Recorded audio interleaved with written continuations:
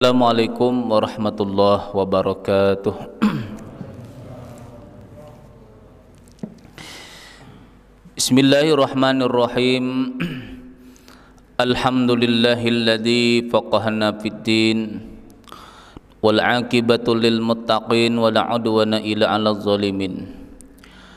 Asyhadu an la ilaha illallah wahdahu la syarikalah wa asyhadu anna sayyidana wa nabiyyana Muhammadan abduhu wa rasuluhu la nabiyya ba'dah.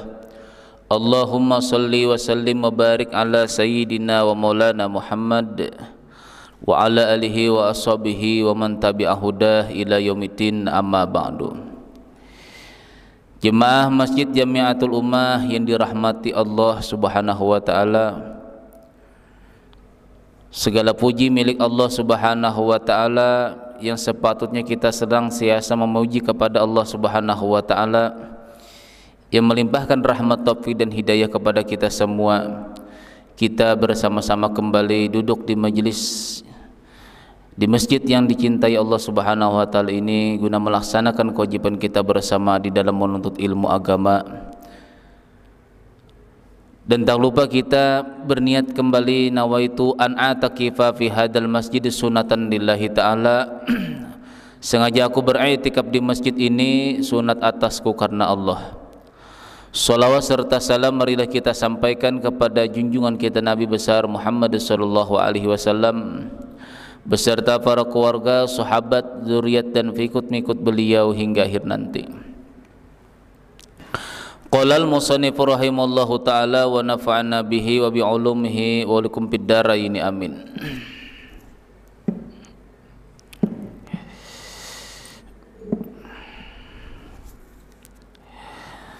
Al-fardu tsani takfinul mayyiti. Keperduan kita yang kedua terhadap orang yang mati itu adalah takfinul mayyiti, mengkafani mayat. Awalan yang pertama, hukmu takfin wa multazimu bil kafni. Hukum mengafani dan kewajiban di dalam mengafani. Takfinul mayyiti fardu kifayatin ala jama'atil muslimin. Mengafani mayat itu hukumnya fardu kifayah ala jama'atil muslimin, atas sekelompok orang banyak daripada orang Islam. Nah, di sinilah kewajiban terhadap sekelompok orang banyak daripada Islam, bukan kewajiban daripada keluarganya. Jangan terlalu dituntut. Hei, kamu kan bapaknya, kamu kan anaknya, kamu yang carikan kain kapan? Tidak. Fardu kifayah itu dituntut kepada kita sekelompok orang Islam. Kita yang dituntut. Jadi kalau kita lihat keluarganya, kita lihat keluarganya itu atau ahli warisnya itu tidak memiliki harta yang banyak, kita tetangga-tetangga inilah yang memiliki kewajiban untuk membelikan kain kafannya. Jadi ironis sekali, bahasa sekali ironis. Kalau kita dimintai sumbangan 5.000 ataupun 10.000 tiap bulan, tidak kita ikut bayar, itu sama halnya kita tidak melaksanakan yang namanya hak-hak fardu kifayah. Kenapa? Karena fardu kifayah di sini menangani masalah kain kafan si mayat. Kita tidak tentu tahu, karena setiap orang di dalam satu kakak atau kepala keluarga itu ada yang tidak memiliki harta. Lalu dengan adanya sumbangan itulah kita niatkan ini melaksanakan fardu kifayah. Mengapa nih mayat? Itu hukumnya fardu kifayah terhadap siapa? Apakah anaknya? Tidak. Terhadap sekelompok orang Islam. Kita semua kena. Jangan dituntut kepada keluarganya. Liqauli sallallahu alaihi wasallam bi muhrim, karena ada hadis Rasulullah sallallahu alaihi wasallam bil muhrimi, kepada orang yang mati atau meninggal masih dalam berihram, kafinuhu fi saubaihi kapani oleh kalian. Nah, jadi kewajiban kita fi saubaihi pada dua pakaiannya. Nya kan dua lah, satu untuk di pinggang lah sampai ke lutut, satunya di bahu, kan dua. Nah, itu yang dimasukkan ke dalam kain kafannya, diikutkan. Wa nafaqatul takfini wa mu'natu tajzi min hamlin limaqbarati wa dafnihi wa nahwihi min tirqatil mayyiti. Perongkosan untuk mengkapani, wa mu'natu tajzi, membeli daripada perlengkapannya, min hamlin ilal maqbarati, baik perongkosannya itu membawa sampai ke kubur, itu termasuk bensin ambulan, wadabnin wa nahwihi, menguburnya termasuk yang tukang gali kubur, air minum untuk yang tukang gali kubur, makan untuk yang tukang gali kubur, wa nahwihi dan lain sebagainya. Itu diambil dari mana? Min tirqatil mayiti, diambil daripada peninggalan si mayat atau harta si mayat. Itu kalau mayatnya memiliki harta. Nah, itu masalahnya. Jadi kewajibannya memang pertama kewajibannya kepada harta si mayat. Bila tidak ada berarti kita semua yang wajib. Takutnya kalau kita tidak bayar yang 5.000 per bulan, 10.000 per bulan, itulah ada yang meninggal dunia, orang tuh susah. Sedangkan kewajiban mengkapani ini, beli kain kapan dan lain sebagainya, itu kewajiban si mayat, harta si mayat, dan dia tidak memiliki harta, maka kewajiban kita semua. Maka pahalanya kalau dihitung pahala lah, kalau kita menyumbang tersebut, lalu pada waktu itu sumbangan kita itu dipakai untuk membelikan kain kafannya, untuk beli bensin mobil ambulannya, untuk biaya tukang gali kubur, makannya dan minum sebagainya, perongkosannya tadi, lalu kita ada sumbangan kita masuk di situ, maka kita mendapatkan pahala telah melaksanakan fardu kifayah. Pahalanya lebih besar baik fardu kifayah itu. Kalau kita memandang segi pahala lah, lebih abdol daripada kita melaksanakan hal yang sunat. Jadi jangan dianggap remeh. Aku tidak mungkin juga mati di sini, belum tentu.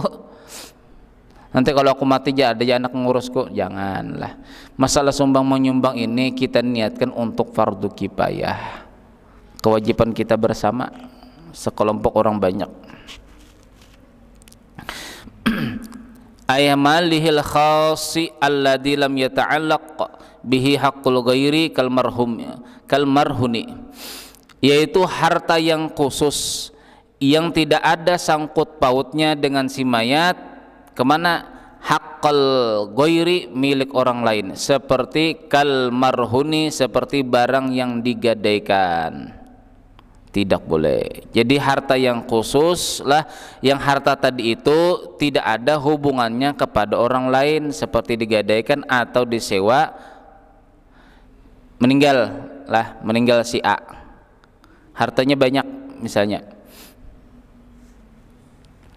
motornya ada, tapi motornya tadi itu gadaian orang, berarti milik orang, boleh dijual untuk tidak boleh.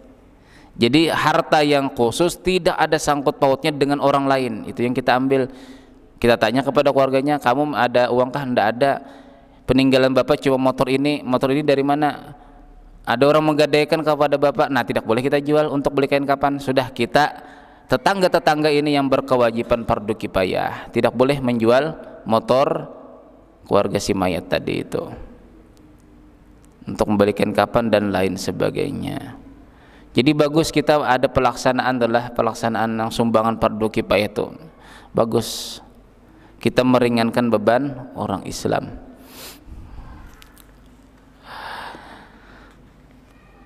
Jadi bila ada harta itu ada sangkut pautnya dengan orang lain, yuqaddamu 'alad daini wal wasiyati, maka didahulukan perkara hutang si mayat, wal wasiyati, dan wasiatnya. Wasiat itu paling maksimal itu 1/3. Jadi kalau ada hutang si mayat lah, itu ditanya dahulu, jangan langsung dibelikan kain kapan, jangan. Ada orang meninggal dunia langsung belikan kenapa? Siapa tahu dia hutangnya melebihi daripada harta si mayat yang tertinggal tadi. Uang si mayat misalnya ada 2 juta. Lah pas sedang meninggal dunia ternyata di dalam lemarinya, dalam dompetnya ada uang 2 juta rupiah. Tapi hutangnya di warung, hutangnya sama teman-temannya ada 3 juta. Bolehkah 2 juta tadi kita pakaikan untuk belikan kapan? Tidak boleh. Tidak boleh. Bayari dulu hutang. Bayar dulu hutang. Bila masih ada hutangnya lagi, minta daripada keluarganya, anaknya atau ahli warisnya. Itu yang pertama, hutang terlebih dahulu lah. Karena Rasulullah SAW beberapa kali setelah ada yang meninggal dunia di kalangan sahabat, Rasulullah bertanya dulu, pertanyaan yang pertama sama sekali sebelum pelaksanaan sholat fardu kifayah yang ditanyakan Rasulullah, orang ini ada hutangkah lagi? Itu pertanyaan pertama sama sekali. Apabila masih ada hutang, Rasulullah tidak mau menyembahyangkan atau mensolatkan. Sesoleh-soleh siapa juga pun, kalau dia masih ada hutang meninggal dunia tidak dibayari, dia akan dirantai dengan rantai api neraka di dalam kuburnya. Sesoleh-soleh siapa juga pun.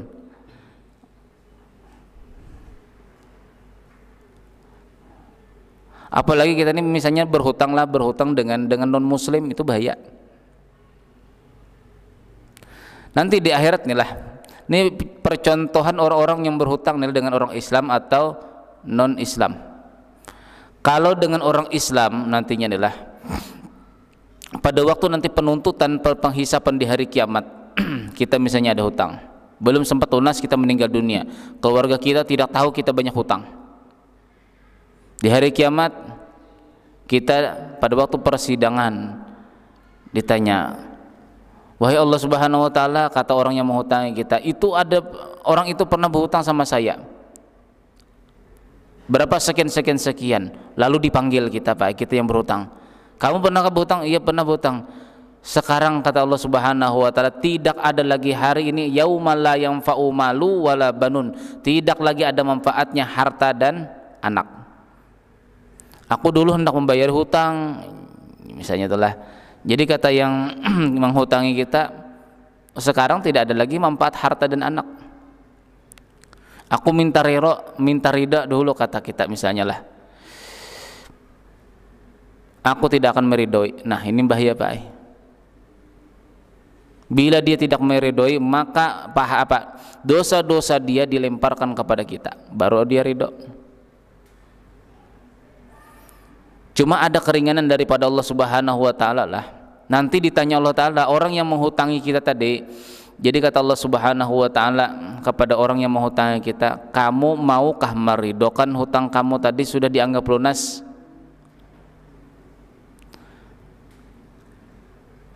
Mau, wahai Allah taala. Tetapinya kata yang menghutangi kita, tinggikan derajat saya di surga.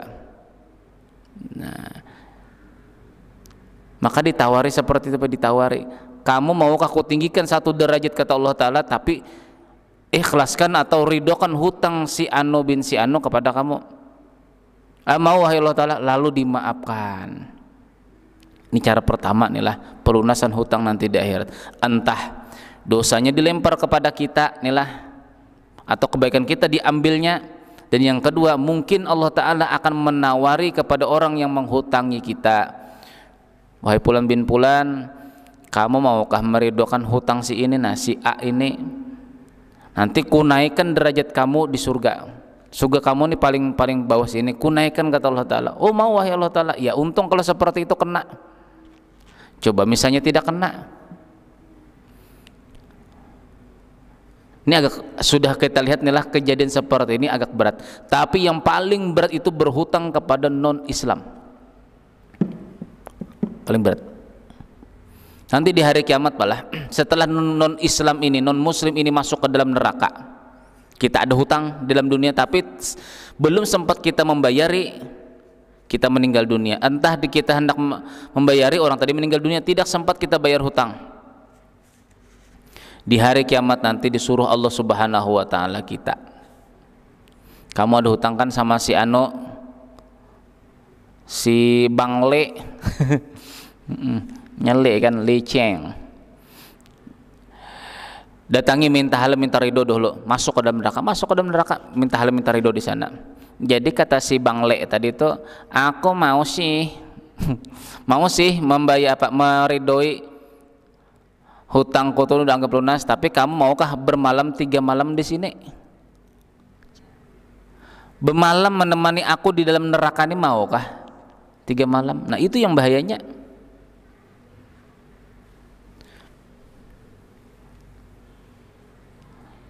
Nggak ada tawon, pokoknya adalah bila-bila non-muslim itu perkaranya seperti itu nanti.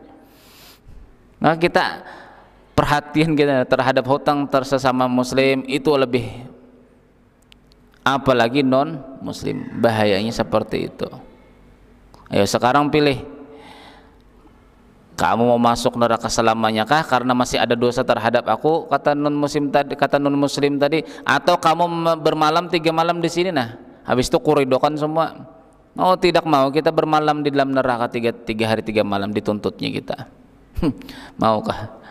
Nah itu perkaranya adalah, makanya Rasulullah SAW tidak akan mensolatkanlah mayat yang selama mayat itu masih ada hutang. Itu takutkan Rasulullah SAW. Makanya wa yuqaddamu 'ala daini, didahulukanlah pembayaran hutang terhadap yang lainnya. Itu yang pertama. Yang kedua, jangan beli kain kapan dahulu, inilah. Jangan dimandikan dan sholat apabila sudah terlaksana yang namanya wasiat. Wasiat itu minimal, maksimal adalah 3/3 daripada harta peninggalan. Misal begini, saya punya harta 3 miliar misalnya. Jadi kata saya wasiatkan seluruh harta saya ini kepada Anu bin Anu karena selama hidupnya dia banyak membantu saya. Seluruh hartaku ini ku wasiatkan atau ku berikan kepada Anu bin si Anu. Karena dia selama hidupnya, karena dia selama ini senang membantu aku. Nah, tak meninggal dunia, apakah wajib kita apakah kita ini wajib melaksanakan atau mengasihkan uang yang 3 miliar tadi? Tidak boleh, karena wasiat itu cuma 1/3. Jadi berapa yang dikasihkan kepada si Anu bin si Anu tadi? 1 miliar saja. Tidak boleh 3 miliarnya, itu wasiat. Bila aku meninggal dunia lah, ingat-ingatlah hartaku ini semua tidak ada anak-anakku yang mewaris, tidak ada istriku yang mewaris, tidak ada yang lain-lainnya mewaris. Semuanya sudah ku wasiatkan untuk Fulan bin Simpulan. Tak meninggal dunia, wajibkah melaksanakan? Tidak wajib. Yang wajibnya berapa? 1/3 daripada harta. Nah itu dulu ditunaikan, hutang, wasiat. Baru perkara masalah kain kapan tadi. Ditanya lagi, habis ke hartanya? Habis sudah, bayar wasiat dengan bayar hutang. Tidak ada lagi hartanya, tidak ada lagi. Nah, mau tidak mau kita sebagai tetangga berkewajiban melaksanakan, membelikan kain kapan dan lain sebagainya untuk mengurus masalah mayat ini. Jadi kalau ada kita sumbangan-sumbangan yang setiap bulan itu sebenarnya meringankan kita sendiri berpikiran. Coba di sinilah, di masjid ini ada sudah 16 juta. Jadi kalau ada yang meninggal dunia, sampean sebagai tetangga yang mayat tadi itu sudah terlepas daripada fardu kifayah. Kan enak anda berpikiran lagi kita. Nih tetangga kita nih miskin, meninggal dunia, hartanya habis sudah. Dihitung-hitung bayar hutang, bayar mengkosnya, bayar wasiatnya, bayar nadarnya, misalnya kalau dia ada bernadar, meninggal dunia, kewajiban kita sebagai tetangga. Tapi kewajiban kita ini sudah tertunaikan dengan adanya kita kumpulan-kumpulan uang-uang fardu kifayah. Nah enakanlah, lebih enak Pak, kita tidak berpikiran lagi. Jadi meninggal dunia tetangga kita yang miskin, ada meninggal dunia, kita tidak kepikiran lagi melaksanakan fardu kifayah. Kenapa? Karena sudah ada uang-uang fardu kifayah terkumpul di sini. Jadi meringankanlah, meringankan. Kita tidak berpikiran banyak lagi. fa illam yakun lahu malun fa alaman talzumu nafaqatuhu fi halil hayati. Maka apabila tidak ada harta lagi setelah hutangnya dibayari, lah wasiatnya ditunaikan, tidak ada sama sekali, maka kewajibannya terhadap siapa? Orang yang pernah dinafkahinya selama hidupnya, yaitu anaknya, anak istrinya.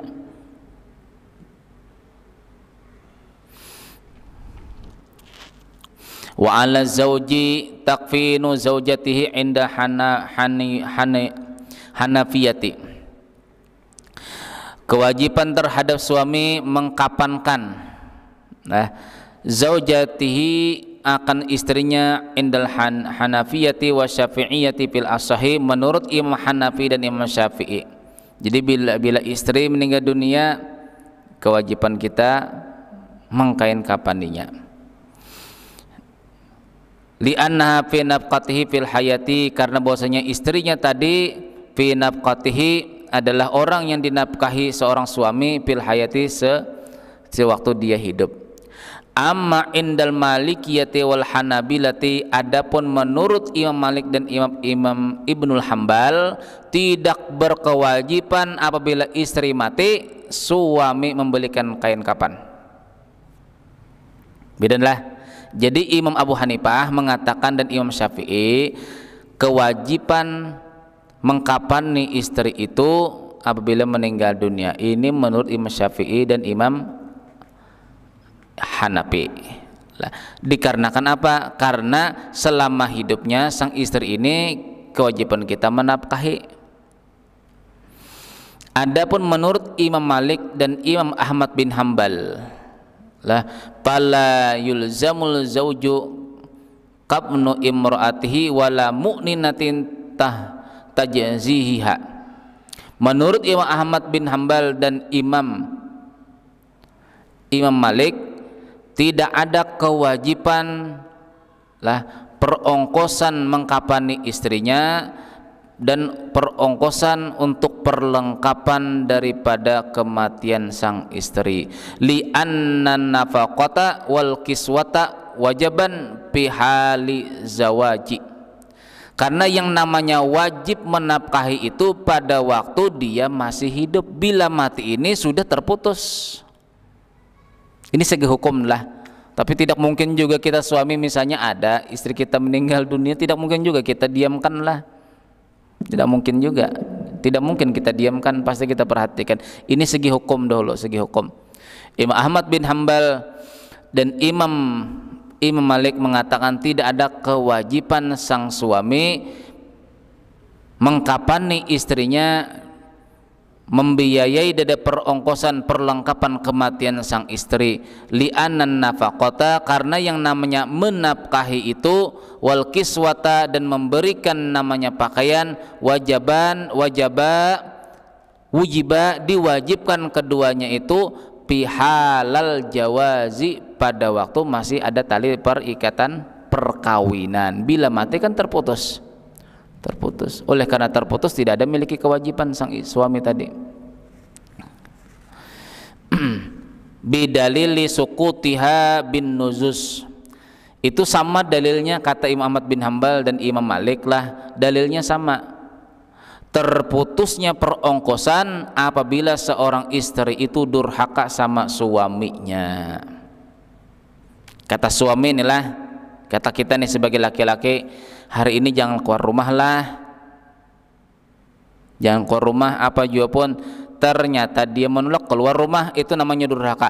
Bila durhaka, tidak wajib seorang suami menafkahi dia 1 kali 24 jam sekalipun dia mati. Nah itu hak sang suami lah, besarnya hak suami. Dia merongkosi setiap hari, setiap hari merongkosi anak istrinya dan lain sebagainya. Ternyata di saat sang istri ini durhaka, tidak menurut, tidak taat kepada sang suami, maka 1 kali 24 jam itu kita tidak memiliki kewajiban menafkahinya. Itu segi hukum. Tapi kita ini insya Allah kalau masalah-masalah begitu saling memaafkan aja, itulah, saling memaafkan aja.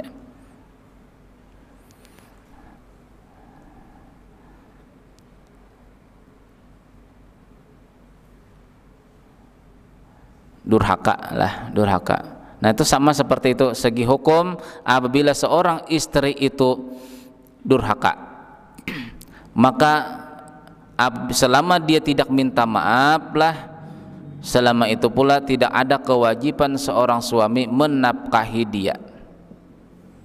Cari makan sendiri, yalah, cari rumah sendiri, cari tempat bernaung sendiri, tidak boleh tidur di rumah. Itu secara fikih seperti itu.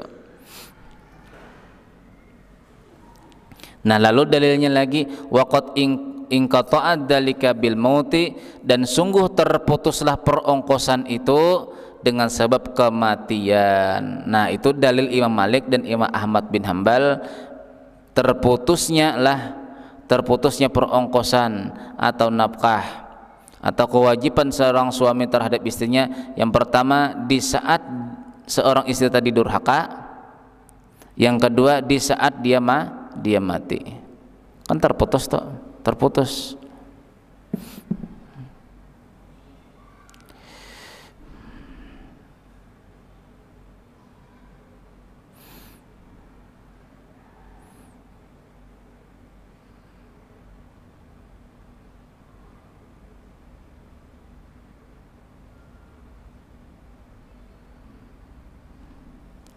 Fa in lam yujad ahadun talzimu nafaqatul mayyiti fa nafaqatu takfinihi wa tazhim min baitil mali.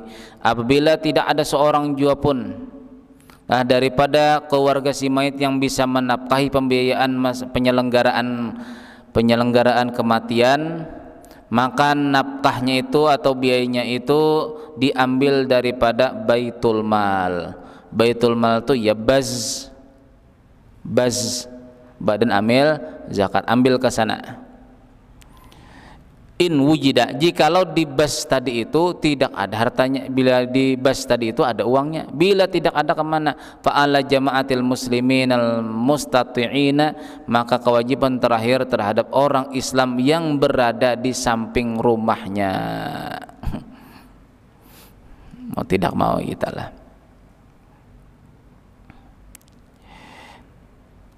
Jelasnya inilah. Makanya orang yang bermadzhab inilah, yang bermadzhab Imam Ahmad bin Hambal dengan Imam Malik, bila istrinya meninggal dunia, ini terlalu repot mengurus, karena bukan kewajibannya, terlalu diurusnya, bahkan habis itunya mencari istri lagi. Itu tuh. Tapi kalau menurut Imam Syafi'i dan Imam Abu Hanifah lah, itu tidak, tetap kewajiban kita, karena dia dahulunya selama hidup orang yang termasuk kita nafkahi.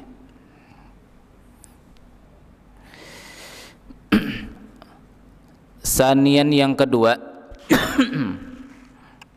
masalah kain kapan. Sifatul kafni wa miqdarihi wa kaifiyatihi, sifat-sifat kain kapan dan ukuran dan tata caranya. Yukbanul mayyitu ba'da guslihi bima yahilu lahu lubsuhu fil halil hayati. Dikapani mayat setelah dimandikan dengan kain kapan yang halal bagi dia selama hidupnya. Payukbanu fil jaizi minal libas, maka dikapanilah dengan pakaian kapan minal libas yang berbentuk pakaian. Nah sebenarnya inilah sudah kita bahas dahulu masalah kapan, kain kapan inilah, kain kapan ini ada dua dalil inilah, dua dalil. Kalau laki-laki ada dua dalil. Yang pertama, yang penting bisa menutupi seluruh tubuhnya. Jadi tidak bikin bajunya tidak pakai sempak, tidak juga. Itu pendapat yang lemah lah. Yang penting jumlahnya 3, minimal 1, yang abdulnya yang suratnya itu 3 atau 5. Itu bagi laki-laki lah. Jadi itu dihitung 3. Dihitung 3 itu 1 yang di bawah inilah kain yang lebar panjang untuk menutup terakhir. Satu, yang kedua bajunya, dan yang ketiga sarungnya. Itu 3 yang minimal. Nah, kebanyakan kita di sini, inilah kebanyakan kita di sini, 3 lapis kain di bawah itu sudah 3 sebenarnya. Bajunya 1, kemudian sarungnya 1. 5 lah, 5 jumlahnya. Tapi bila tidak ada lagi kain kapan, misalnya tidak ada lagi kain kapan, itu cukup 1 kali lah, satu kain tapi menutupi seluruhnya, tidak boleh ada yang terbuka.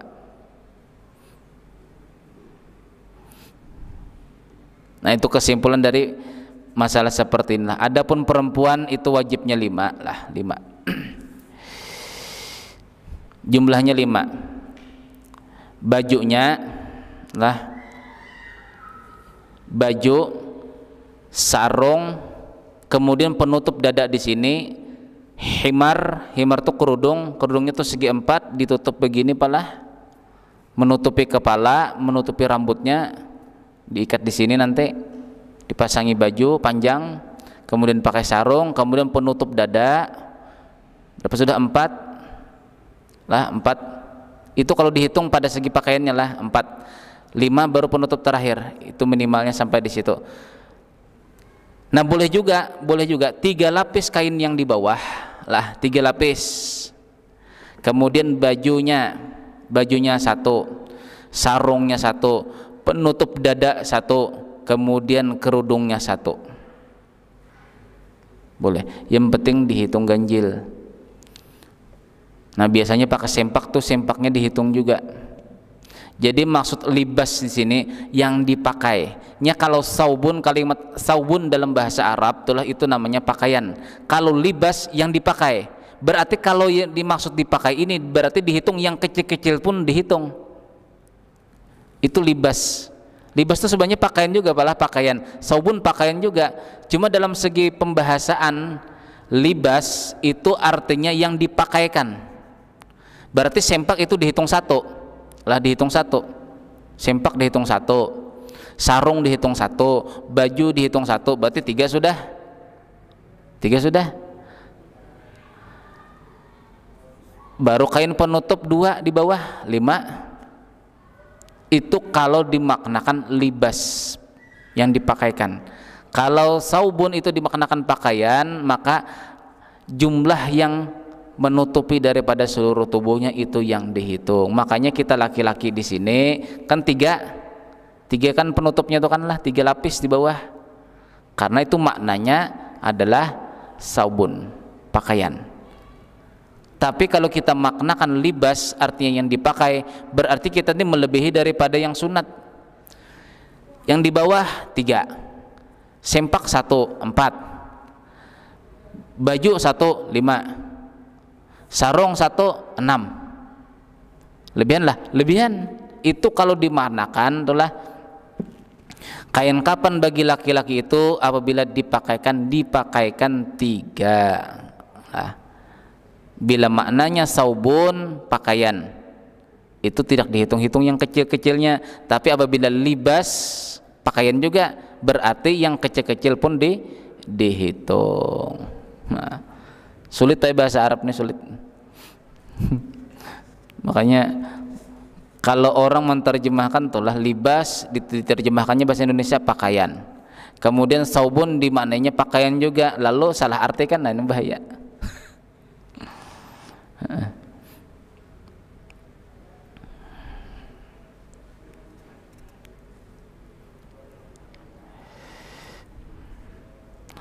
Wa kaifatu takfin, cara mengapa nih?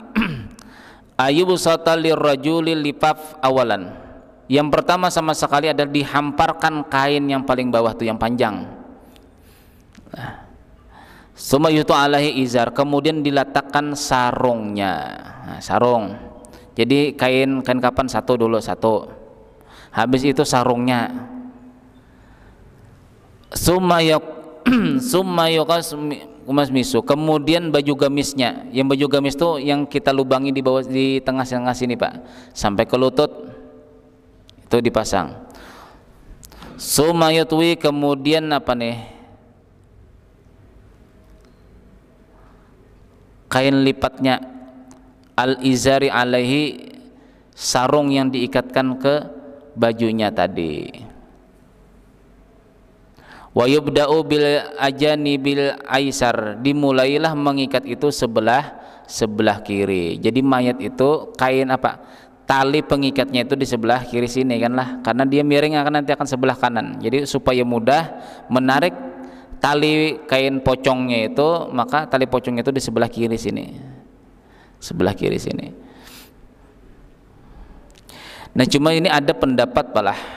Ini ada dalam kitab yang satu ini adalah, ini khusus mazhab Imam Syafi'i.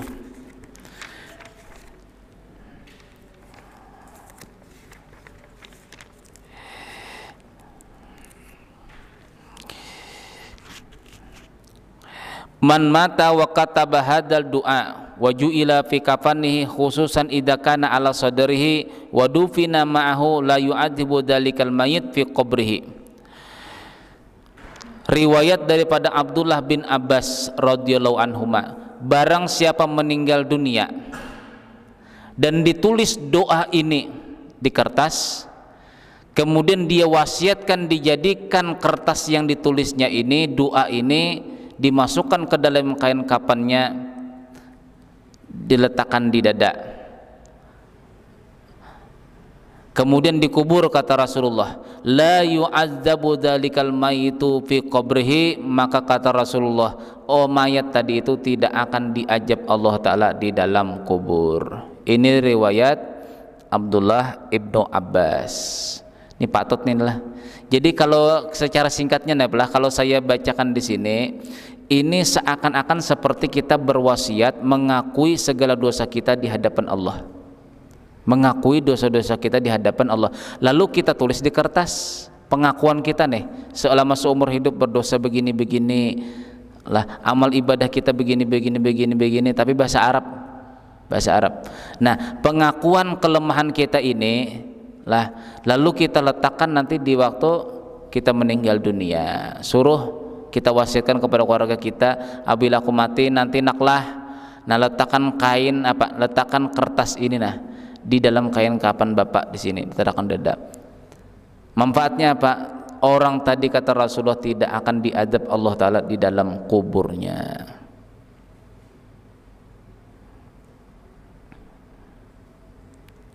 Yang bagus tuh tulis tangan sendiri, Pak. Itu sebagai tanda bukti pengakuan kesalahan kita, pengakuan kita inilah melakukan dosa, ya kan lah. Ibadah kita kurang. Sekarang kita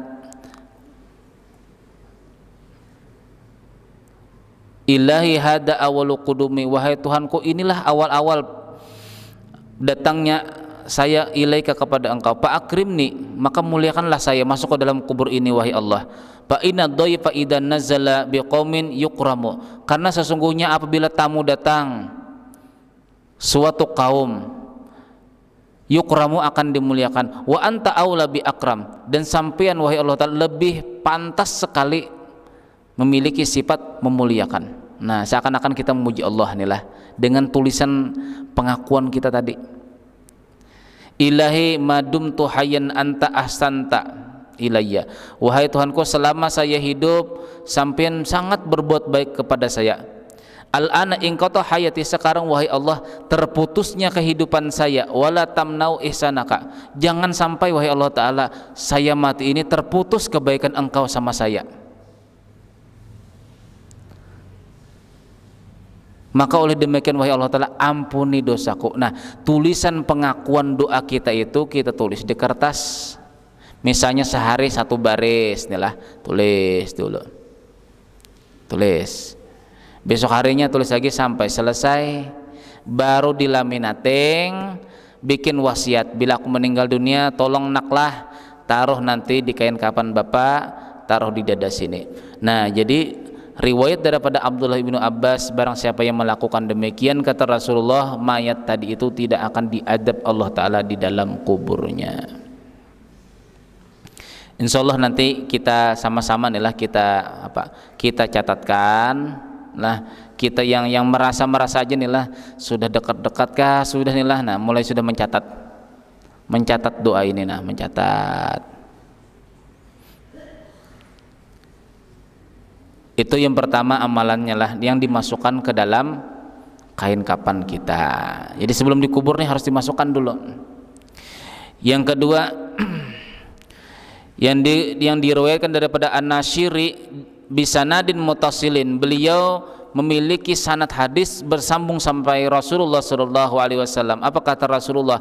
Anna man akhadha min turabil qabri, barang siapa yang mengambil tanah daripada tanah kuburan, haladabni, pada ketika dia menggali kuburan, pikapihi, letakkan di telapak tangan. Kebanyakan ambil tanah, gumpalan-gumpalan tanah, kapal-kapal, taruh ya nanti di kepalanya, ini taruh di kakinya. Tujuannya apa? Supaya jangan tertelantang, kan begitu tujuannya. Padahal bukan yang seperti itu yang dikehendaki Rasulullah. Nah, jadi ditaruh di tangan di sini, digumpal-gumpal, bahasa Banjarnya digumpal-gumpal, dibikin bundaran bulatan-bulatan seperti bola. Wa qara'a, dan dia membaca inna anzalnahu fi lailatul qadri 7 kali. Jadi satu bulatan ini lah, tanah ini nah, dibaca 7 kali inna anzalnahu fi lailatul qadri wa ma adraka ma lailatul qadri sampai habis satu. Berapa biji? Yang pertama kan kita taruh untuk apa? Penyendar kepalanya inilah, supaya jangan terbalik begini nanti kepala mayat. Biasanya kita taruh lagi nanti di bahunya, di belakang bahunya sini, di pinggangnya, kemudian di lututnya. Itu biasanya 5, Pak, biasanya 5. Sesuai dengan jalur jalur dengan tali kain kafan tuh 5. Itu 5. Itu yang dibaca inna anzalna. Kebanyakan dulu ambilkan tanah, gumpal-gumpal. Nah, taruh di samping kepalanya, ambilkan tanah lagi, gumpal-gumpal, tidak ada yang dibaca. Gumpal tanah begini, tidak ada yang dibaca. Padahal bacaannya inna anzalna 7 kali. Ini disinilah di dalam kitab ini, di dalam kitab I'anatul Thalibin juz yang kedua, itu yang dibaca minha khalaqnakum wa fiha nu'idukum wa minha nukhrijukum taratan ukhra. Itu dalilnya sahih. Itu sama, bila diletakkan di dalam kubur kata Rasulullah, maka mayat tadi tidak akan diadab Allah Subhanahu wa taala. Jadi 3. Yang pertama, wasiat doa ini kita catat lah satu persatu, satu baris setiap hari sampai selesai di laminating. Wasiatkan bila aku meninggal, taruh di ke dalam kain kafanku, taruh di dada. Yang kedua, supaya mayat tadi itu tidak disiksa Allah Subhanahu wa taala dalam kubur, kata Rasulullah, baca inna anzalnahu fi lailatul qadri 7 kali untuk satu kepalan tanah. Itu bacaannya. Jangan tahu gumpal, taruh. Banyak yang sudah kita lihat seperti itulah. Nah, itu yang pertama, riwayat pertama. Di dalam kitab sini Bujairimi juz yang kedua, di dalam kitab I'anatul Thalibin juz yang kedua pula itu dibaca minha khalaqnakum wa fiha nu'idukum wa minha nukhrijukum taratan ukhra. Itu sama digumpal juga tanah. Nah, wallahu a'lam bishawab. Al-Fatihah. A'udzubillahi minasyaitonir rajim. Bismillahirrahmanirrahim. Bismillahirrahmanirrahim. Alhamdulillahirabbil alamin wassalatu wassalamu ala asyrafil anbiya'i wal mursalin sayyidina wa maulana Muhammadin wa ala sahbihi barik wasallam ajma'in.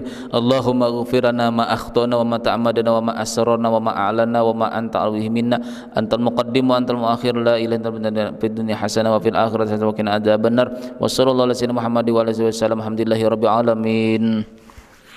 Taqabbalallahu minkum.